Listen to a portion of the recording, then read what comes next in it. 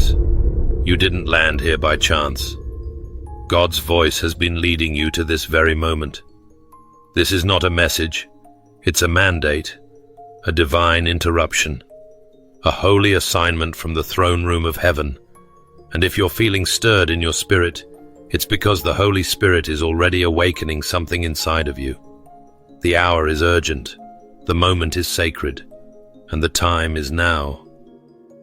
June 6th isn't merely a date on a calendar, it's a spiritual marker, a divine checkpoint in the timeline of your destiny.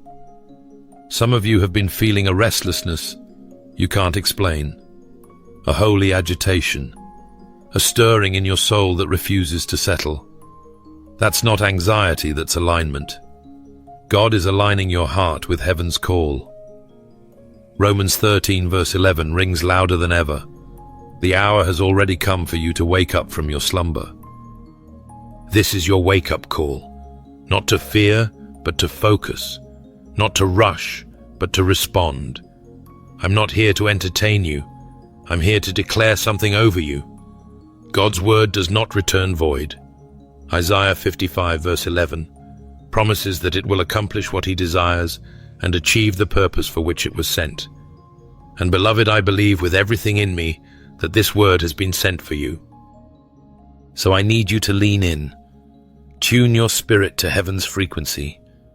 Let every distraction fall to the side, because this message carries divine weight.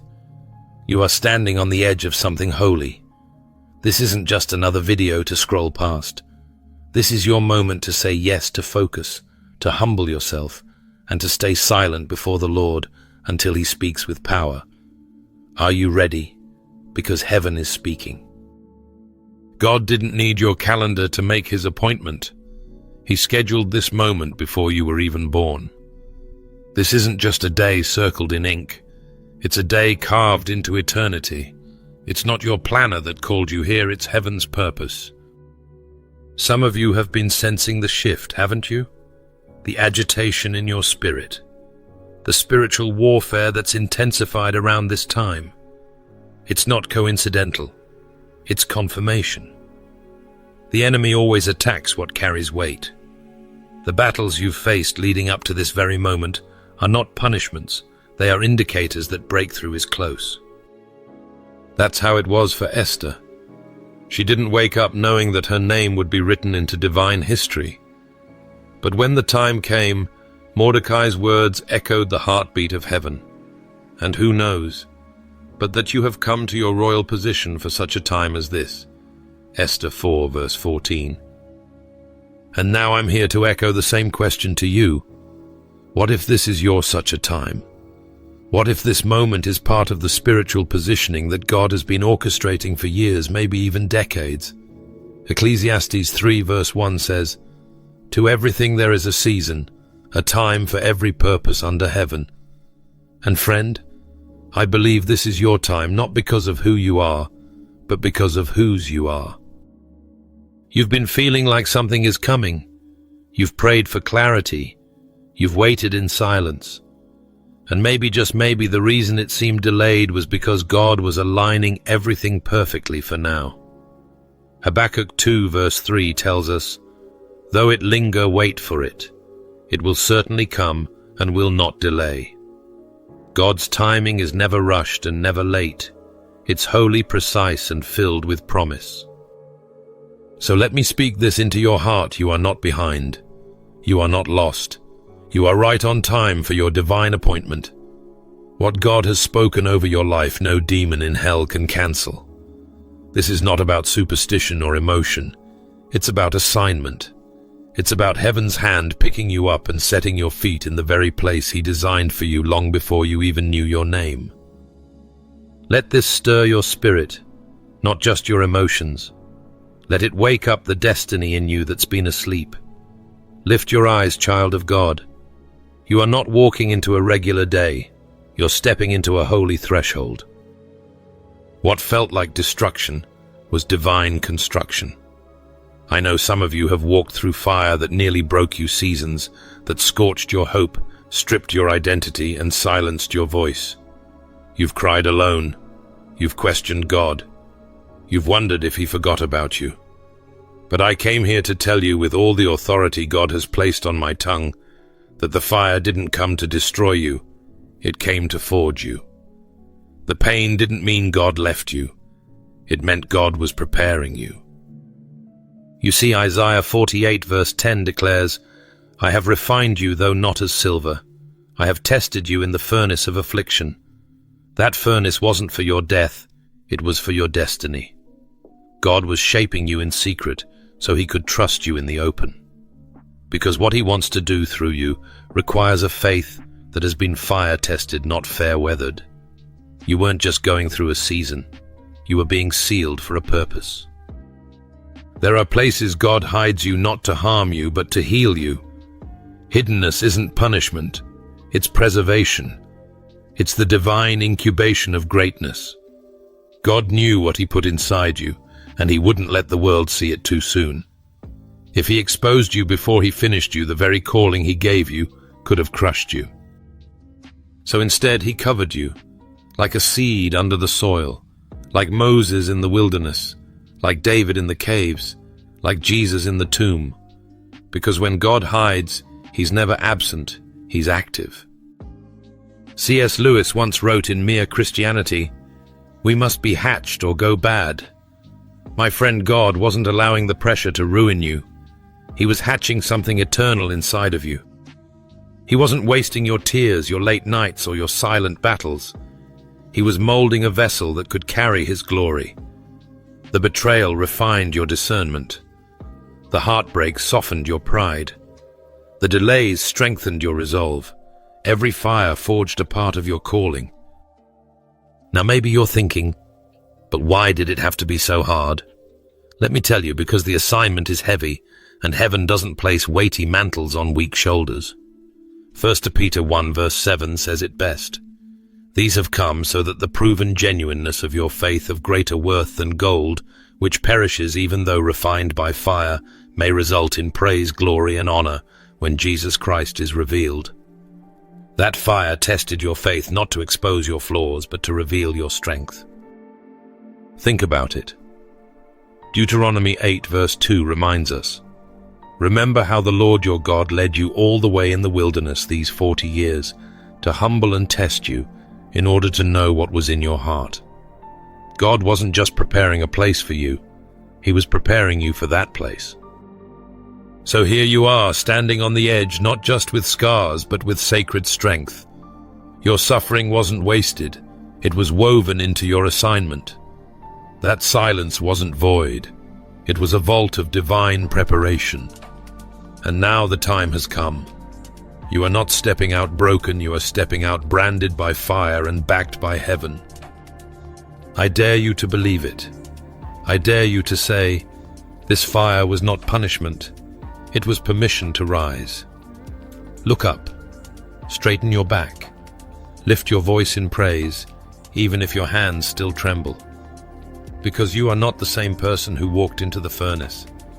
You are a testimony in motion. And this moment, it's not just your release, it's your resurrection. You weren't overlooked, you were undercover. I feel this so strongly for someone right now. That ache in your chest that says, nobody sees me, nobody knows what I carry. God sees, and God knows. The hiddenness you've been walking through wasn't rejection. It was refinement. It wasn't denial. It was divine delay. You've been tucked away, not because you weren't worthy, but because God was forming something holy inside of you that couldn't be rushed or revealed too soon. Think about David. In 1 Samuel 16 verse 13, the prophet Samuel poured oil on David's head, declaring him the next king of Israel. But where did David go immediately after that sacred moment? Not to a throne, but back to the field, back to the sheep, back to obscurity. He was anointed, but he was also assigned to wait. That doesn't mean the call was on hold. It means the character to carry the call was being cultivated. God knew David would one day face Goliath in front of the crowd, but he also knew David first needed to wrestle bears and lions when no one was watching. Why? Because public power without private purity will always collapse under pressure.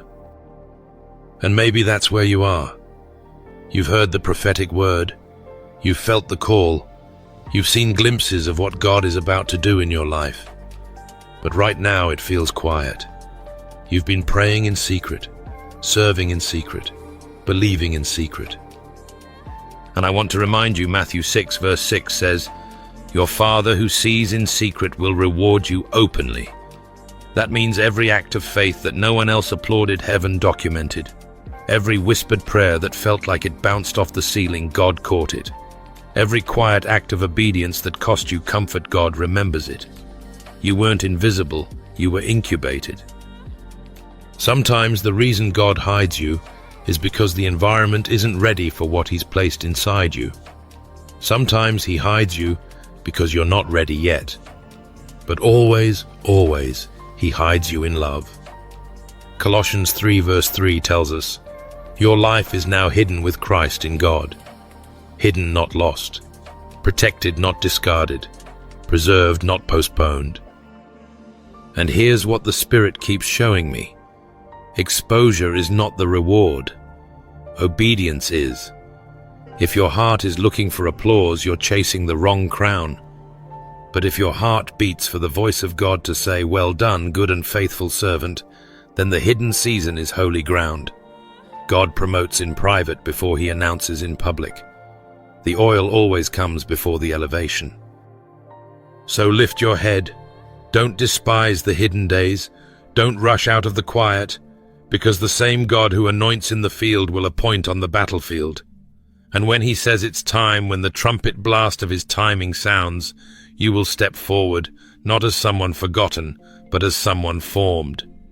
You'll be revealed not because you pushed your way to the front, but because heaven has called your name. And now, my friend, as we continue to walk this divine journey, there's something sacred we need to talk about. Something that may not feel like a blessing right now, but absolutely is. The separation, the pulling away, the pruning. You've noticed it, haven't you? People you once leaned on have drifted. Habits you once tolerated now feel heavy. Environments that used to comfort you now leave you feeling out of place. Don't misread this season. God isn't subtracting, He's sanctifying. Yes, you're being separated, but it's not rejection, it's redirection. 2 Corinthians 6 verse 17 calls us to come out from among them and be separate. That isn't a punishment, it's a preparation. God is pulling you away from some people, places, and patterns, not because He's angry, but because He's holy. There are connections that once served a purpose in your life, but that season is over. And if you're going to walk in the fullness of what God has ordained for you, you cannot carry expired attachments into your next assignment. Do you remember Abraham? In Genesis 12 verse 1, God said to him, "Go from your country, your people, and your father's household to the land I will show you." That's no small ask. Leave everything familiar, walk away from the comfort zone, step into the unknown with nothing but a promise. But what if Abraham had clung to Haran out of fear of letting go? He never would have stepped into the covenant. Some of us are delaying destiny because we're still trying to drag Egypt into Canaan. And I want to speak to that wrestling in your spirit, that ache of letting go. I know it's painful to lose relationships that once brought joy. I know it's confusing when God asks you to release what once felt right. But pruning is proof of purpose. John 15 verse 2 reminds us, He prunes every branch that does bear fruit, so that it will be even more fruitful. God only prunes what He intends to promote. If He's cutting something away, it's not because you're failing, it's because you're growing. C.S. Lewis once wrote in The Great Divorce, "There are only two kinds of people, those who say to God, 'Thy will be done,' and those to whom God says, 'Thy will be done.' In other words, either we yield to God's leading, or we resist and walk in the weight of our own will. I choose to surrender. I choose the narrow path, because what's waiting on the other side of obedience is always greater than what I'm leaving behind. So, friend, let go. Let go of the conversations that dim your light. Let go of the comfort zones that cost you your calling. Let go of the version of you that was never meant to survive this elevation. What God has for you requires space to grow, and He's making room by clearing out what no longer aligns with His will. Separation is not the end. It's the beginning of something sacred. He's not just calling you out. He's calling you up. I know this isn't easy.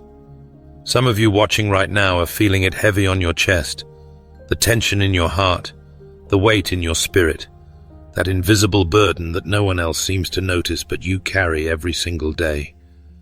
But hear me clearly, this weight on your soul is no accident. It's not a random trial, it's royal. It may not feel noble today, it may not feel like a crown you deserve, but this pressure, it's not a sign of failure, it's a mark of being chosen. What you're carrying isn't condemnation, it's confirmation. That fierce inner battle, the spiritual warfare, the crushing season, it's because you're wearing something in the spirit that the enemy can see even when you can't. And remember, the enemy doesn't fight the weak, he wages war against the anointed. Isaiah 61 verse 1 echoes this truth. The Spirit of the Lord God is upon me, because He has anointed me. Anointed for what? Anointed for the brokenhearted. Anointed for the captives. Anointed to declare freedom and light in dark places. That means your calling doesn't come lightly. It comes with weight. That weight is what proves you're wearing a mantle. And mantles aren't given casually. They are grown into through fire, through tears, through seasons of stretching. Someone listening today needs to know this. The warfare you've been facing wasn't personal. It was positional. It's not that the enemy hates you. It's that he hates what's on you. The moment you stepped into alignment with your divine identity, every force of darkness recognized you as a threat. That's why it got harder when you decided to obey God. That's why you faced opposition right after you surrendered. Because obedience puts pressure on the kingdom of darkness, and the kingdom of darkness pushed back. But hear me, pressure is part of the process. Romans 8 verse 18 declares this. The sufferings of this present time are not worth comparing with the glory that will be revealed in us. That means everything you're enduring now is producing something eternal, something glorious, something weighty in heaven's eyes. You are not breaking down, you are being built up. And let's not forget what Jesus said in Luke 12 verse 48. To whom much is given, much will be required. That verse is a divine reminder that pressure comes with purpose. God isn't crushing you, He's crafting you.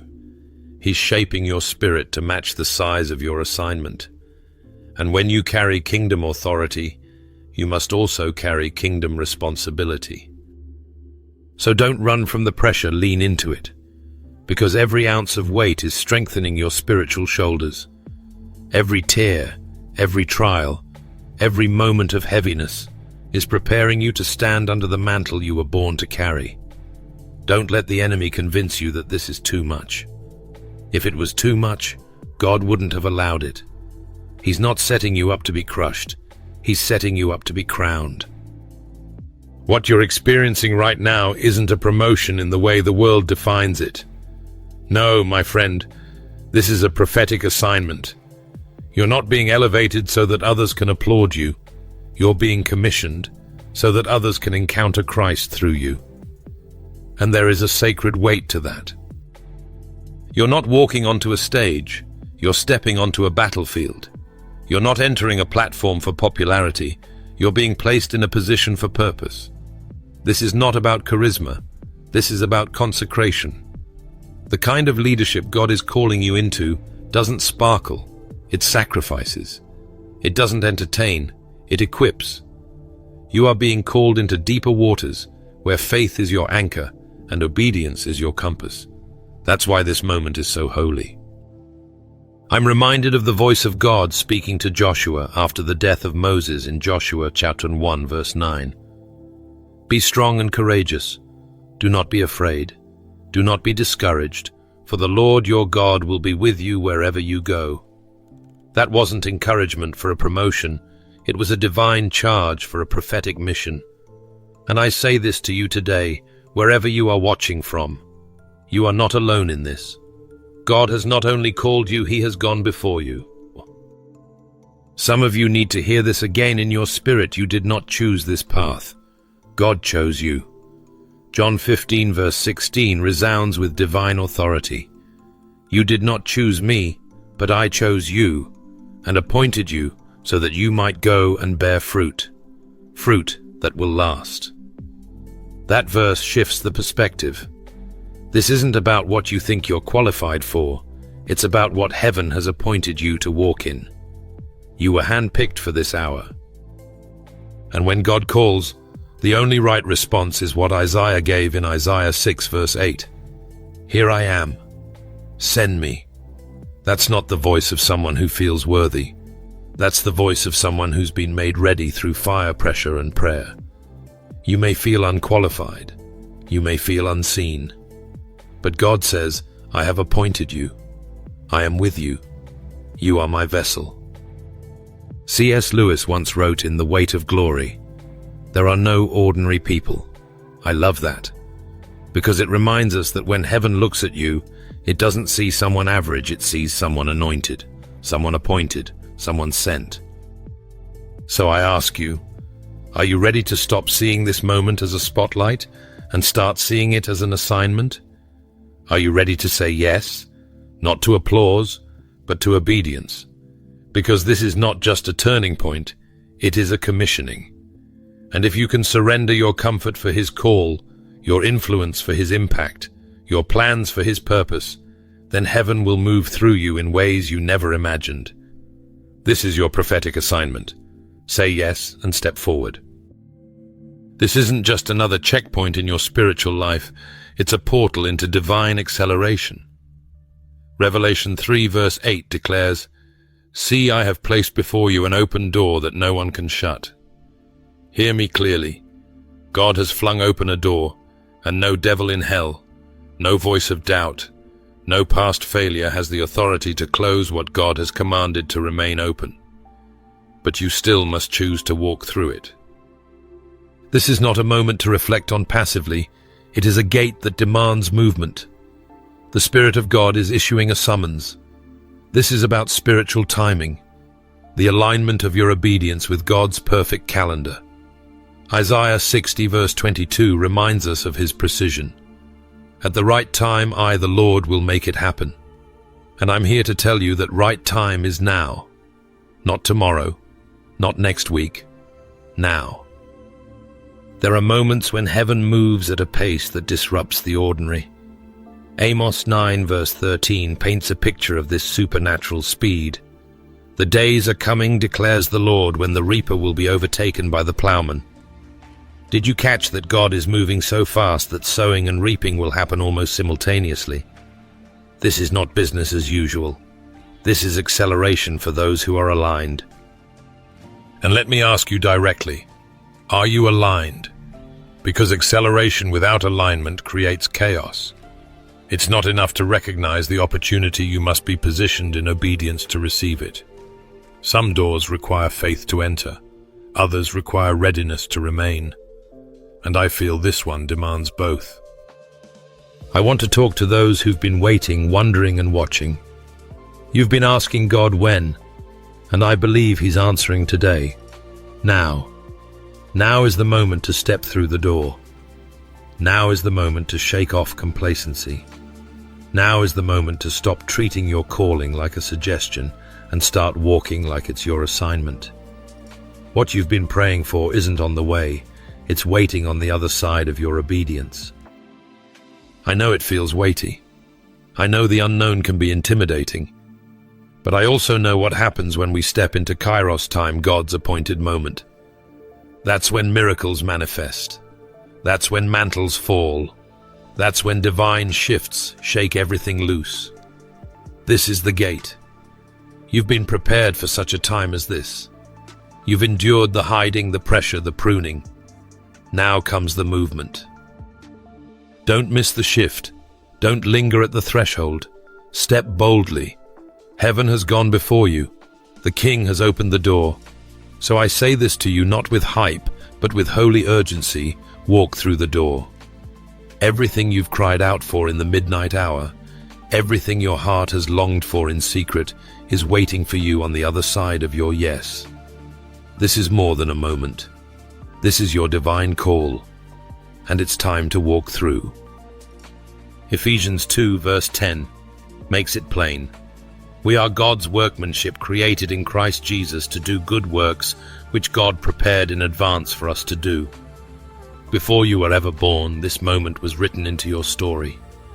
And now you are walking into what God prepared long before you prayed your first prayer. I know some of you have felt behind. You've looked at the clock of your life and whispered, "Maybe I missed it." But let me encourage you right now, you are not late. You are on heaven's clock. Psalm 75 verse 6 to 7 reminds us that promotion does not come from the east or the west, but from God.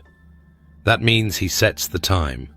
He opens the door, and He knows exactly when to call you forward. This isn't just about you rising, it's about you reigning with Christ. There is a crown involved, not made of earthly gold, but of righteousness, of purpose, of eternal impact. Paul said in 2 Timothy 4 verse 7 to 8, "I have fought the good fight. I have finished the race. I have kept the faith. Now there is laid up for me the crown of righteousness." That's what this is about. A crown not for comfort, but for commission. All of heaven's authority stands behind your obedience. You were born for this. This is your crowning moment.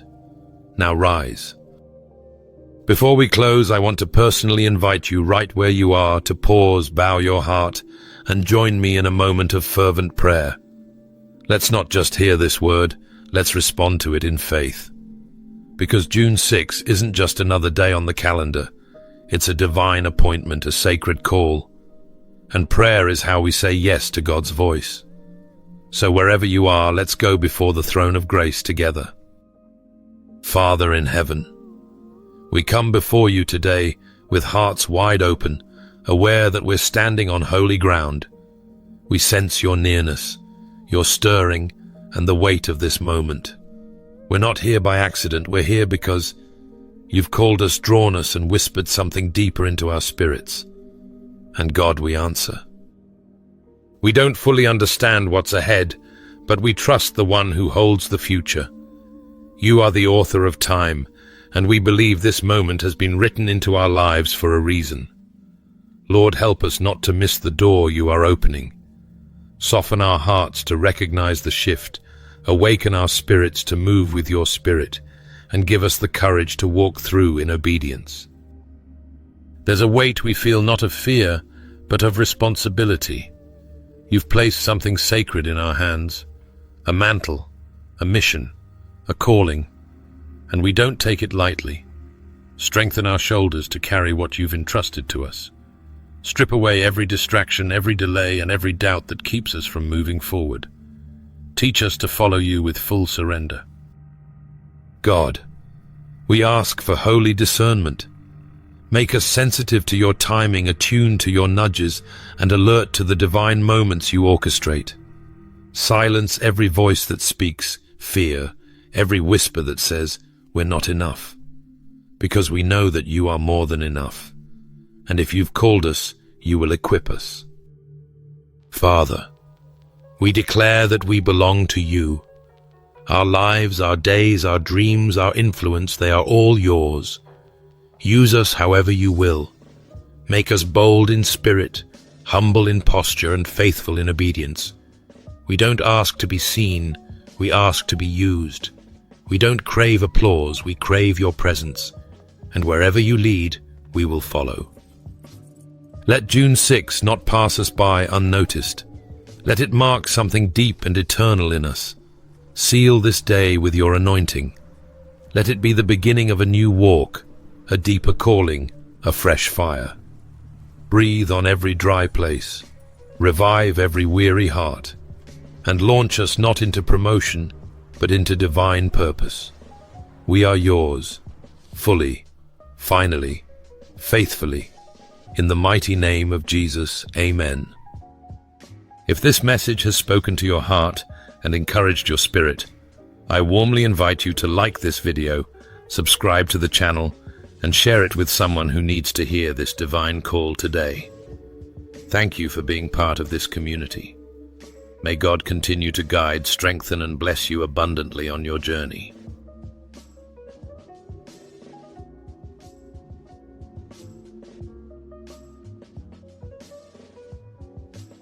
Have you ever felt like something is holding you back, even though you know you're destined for something greater? What if the very people you trust the most are the ones silently sabotaging your progress? In this video, we're uncovering a truth you might not want to hear, but need to. 5 specific types of people every chosen individual must be cautious of.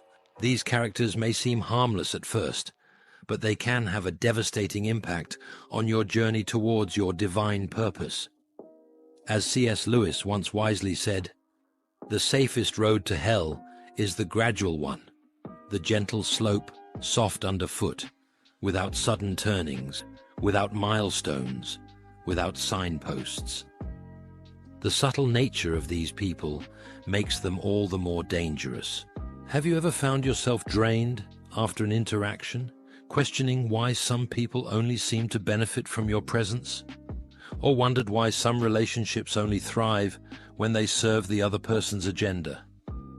These aren't just random encounters. They're tactics of hidden enemies, opportunists, and antagonists with agendas you may not even be aware of. But it's not just about identifying who to avoid.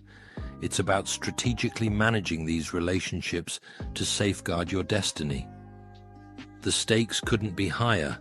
By understanding their motives and potential risks, you can protect yourself from the spiritual traps set by those who seek to derail your purpose. This insight is the key to strengthening your inner circle and aligning it with the divine connections that will uplift and support you. Are you ready to take control of your destiny and understand who truly belongs in your life? When God begins to bless someone, or even before they sense his promotion, it's critical to be vigilant about the people you surround yourself with. Keep a close eye on new acquaintances and observe who leaves your life.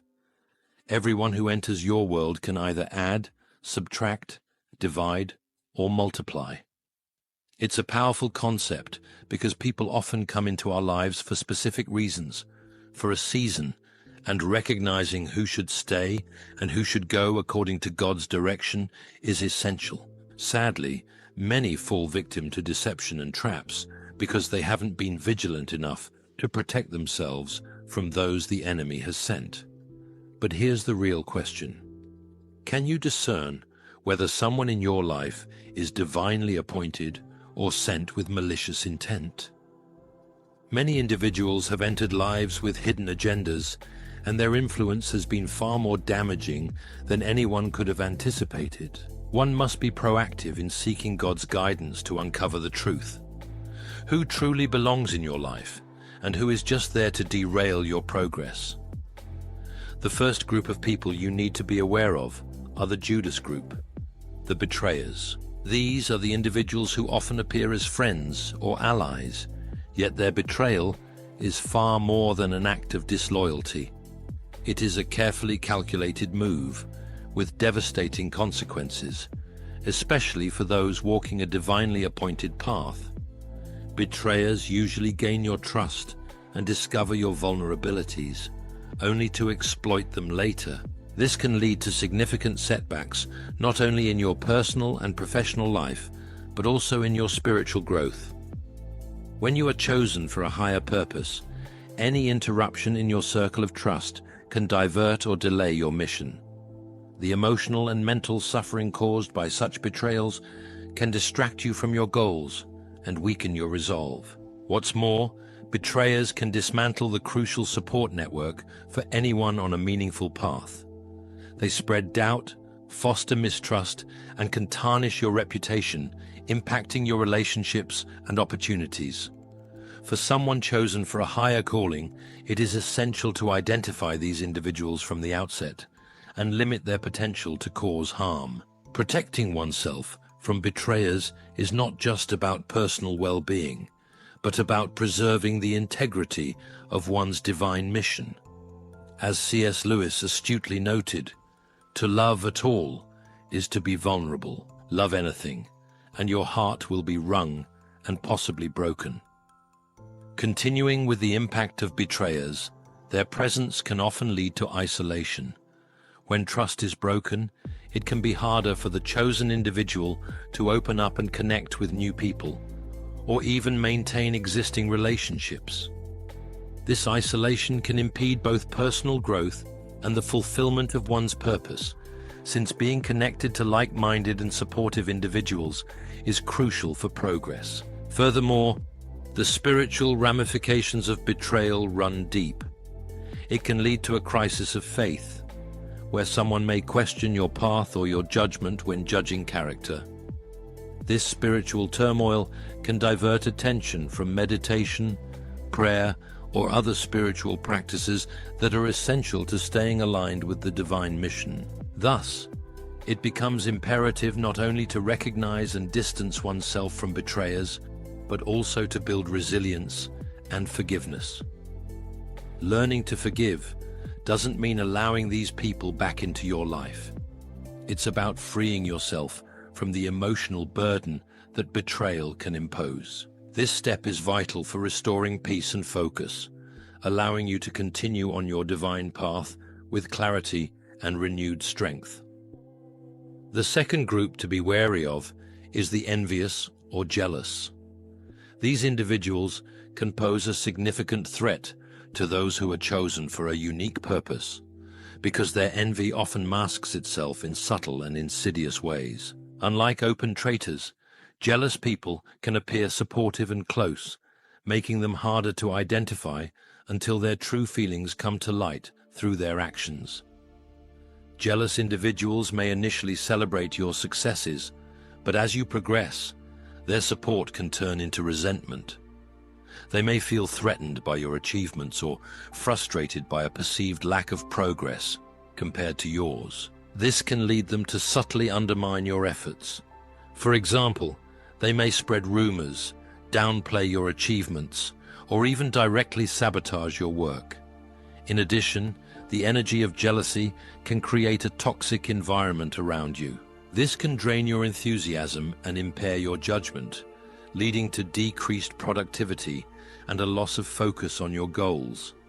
For someone following a divinely guided path, maintaining a positive and clear mindset is crucial, and having jealous people in your circle can be extremely counterproductive. To manage and protect against the negative influence of jealous people, it is essential to set firm boundaries and limit their access to your personal affairs and your most intimate plans. Keep your goals and strategies under control and share them only with those who have proven their loyalty and genuine happiness at your success. This selective sharing helps safeguard your path and ensures that you are surrounded by positivity, which is vital for anyone seeking a meaningful and purposeful life. As C.S. Lewis reminds us, friendship is born at that moment when one person says to another, "What? You too? I thought I was the only one." Managing jealous individuals requires not only setting boundaries, but also continually evaluating the relationships within your circle. As you grow and continue to succeed, it's crucial to remain vigilant about the reactions of those around you. Jealousy can not only come from outside your existing network, but it can also emerge in long-standing relationships as the dynamics change. Constantly reassessing the health of your relationships allows you to make informed decisions about who to remain close to. In addition, communication plays a key role in dealing with jealous tendencies. Sometimes, openly discussing feelings and expectations with the people around you can help clarify misunderstandings and mitigate feelings of jealousy before they turn into harmful actions. This open dialogue can reinforce trust and demonstrate your commitment to mutual support, reducing the scope for jealousy to arise. It's also important to set an example. Understanding how to genuinely rejoice in the success of others can set a standard in your circle, promoting a culture of mutual uplift and support. This approach not only diminishes the effects of jealousy, but also fosters a positive and productive environment that leads to collective success. The third group that every chosen individual must be vigilant about is the opportunists. These individuals are characterized by the tendency to be present only at times of success, or when there is something beneficial for them to gain. Unlike genuine supporters, opportunists have no interest in your well-being or your mission. Their main concern is how they can benefit from your achievements and status. Opportunists can be particularly dangerous because they often appear as highly supportive and enthusiastic friends or colleagues. They are adept at offering help or aligning themselves with you when things are going well, making it appear that they are reliable allies. However, their true nature becomes apparent in difficult times when their support suddenly wanes or they disappear altogether. The presence of opportunists can lead to several problems for someone following a divinely guided path. Firstly, these fair-weather friends can drain resources, such as time, energy, and even financial support, without making a significant contribution in return. Secondly, their passing loyalty can cause emotional distress or a sense of betrayal when they leave in times of need. Finally, the cycle of their presence and absence can create instability and unpredictability in your personal and professional networks. To protect against the damaging impact of opportunists, it is crucial to develop discernment in relationships. Observing how people react to your setbacks as well as your successes can reveal their true intentions. It is essential to build slow and stable relationships based on mutual respect and shared values, rather than mere convenience or superficial gain. This approach ensures that your circle remains filled with supportive and genuinely invested individuals who contribute positively to your journey and your divine mission. As C.S. Lewis eloquently stated, "There are far, far better things ahead than any we leave behind." The fourth group that those chosen for a higher purpose must carefully manage is the gossipers.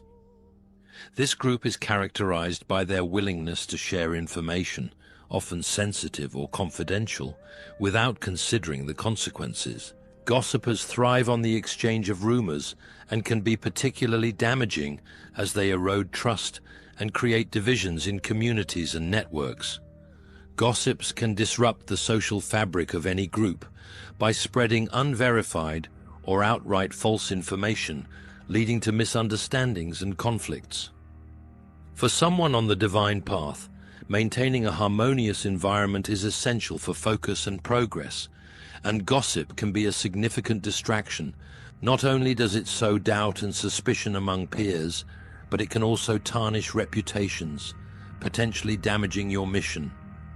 In addition, gossipers often mask their harmful behavior as concern or sympathy, making it difficult to distinguish their true intentions.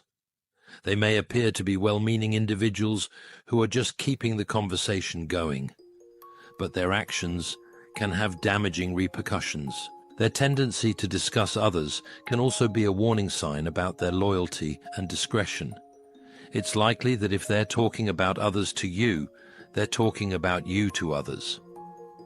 To protect yourself against the toxic influence of gossip, it's crucial to set strong boundaries around what information is shared and with whom. It's also useful to promote a culture of openness and direct communication within your circles. Discouraging the need for gossip, being selective about who you trust with personal details, and observing how people handle information about others can help mitigate the risks associated with gossipers. This vigilance ensures that your personal and professional environments remain supportive and aligned with your divine calling. The fifth group to be wary of, especially for those who are chosen for a significant purpose, are domestic enemies.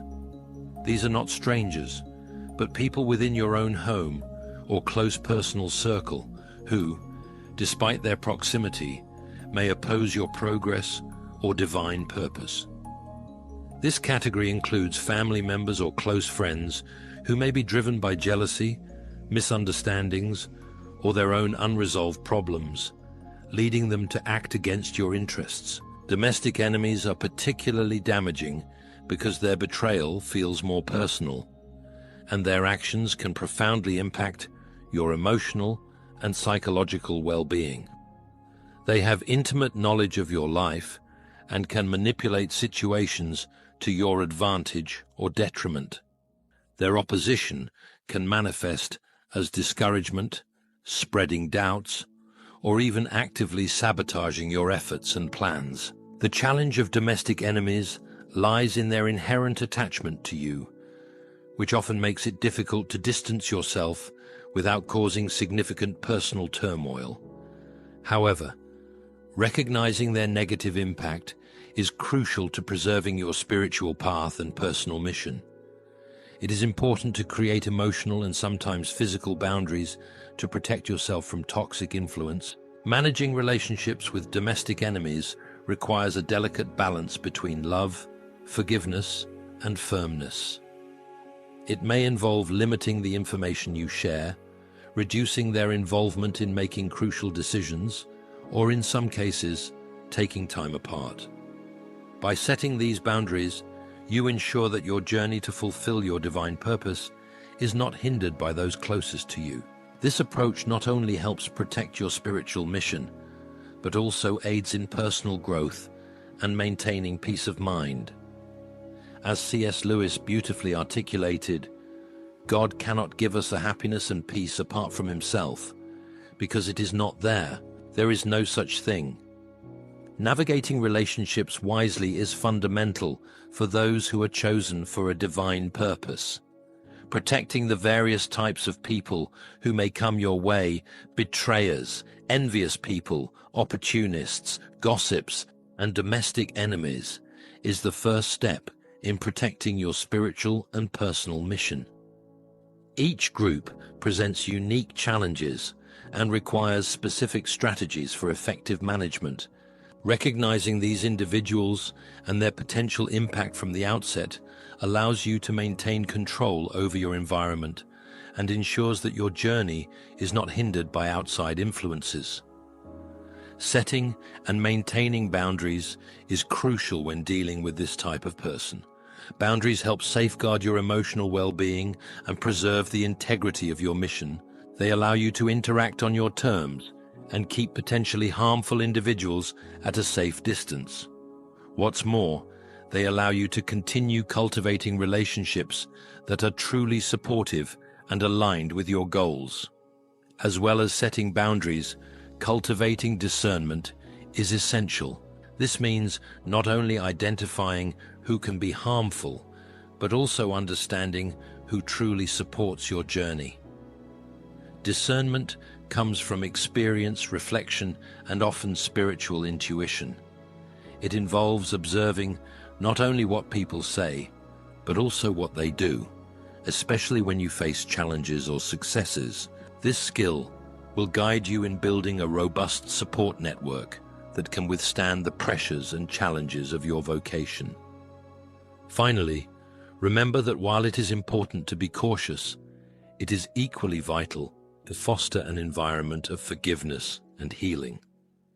Clinging to bitterness or suspicion can be just as damaging as the negative influences you seek to avoid.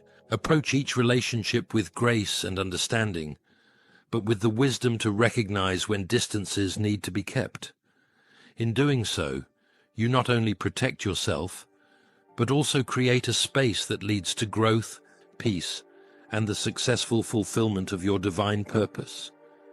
So, my friends, while it is essential to remain open and loving towards others, we must also protect ourselves from negative influences.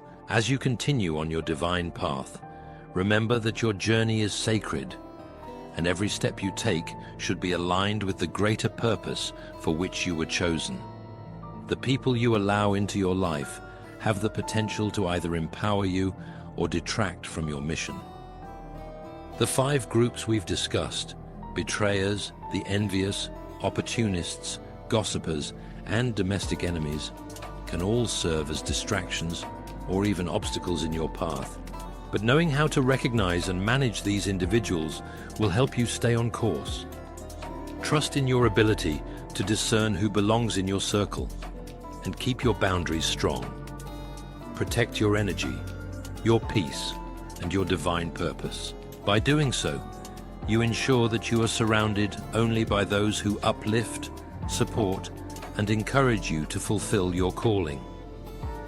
Trust that God is guiding you, and that with each decision you make, you are getting closer to the fulfilling and impactful life He has planned for you.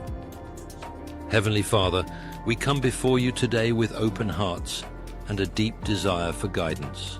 We ask that you grant us the discernment to see clearly who belongs in our lives and who may be sent to derail us from our divine purpose. Father, help us to recognize the betrayers, the envious, the opportunists, the gossipers, and the domestic enemies who may try to sow discord in our paths. Protect our hearts from the pain of betrayal and heal any wounds we carry from relationships that have caused harm. Lord, give us the wisdom to set boundaries that protect our peace and purpose. Fill us with your love and help us to forgive those who have wronged us, not for their sake, but so that we may continue walking with clarity and strength in the mission you've entrusted to us. Help us to remain humble, kind, and loving, while also being vigilant and wise in the people we choose to allow close. May your Spirit guide our every decision, and may your will be done in our lives. We trust that you are with us, leading us toward a greater destiny than we could ever imagine. In your precious name, we pray. Amen. Stay vigilant, stay strong, and continue trusting the divine process. Your journey is unique, and only the right people, with pure hearts and aligned intentions, should be part of it.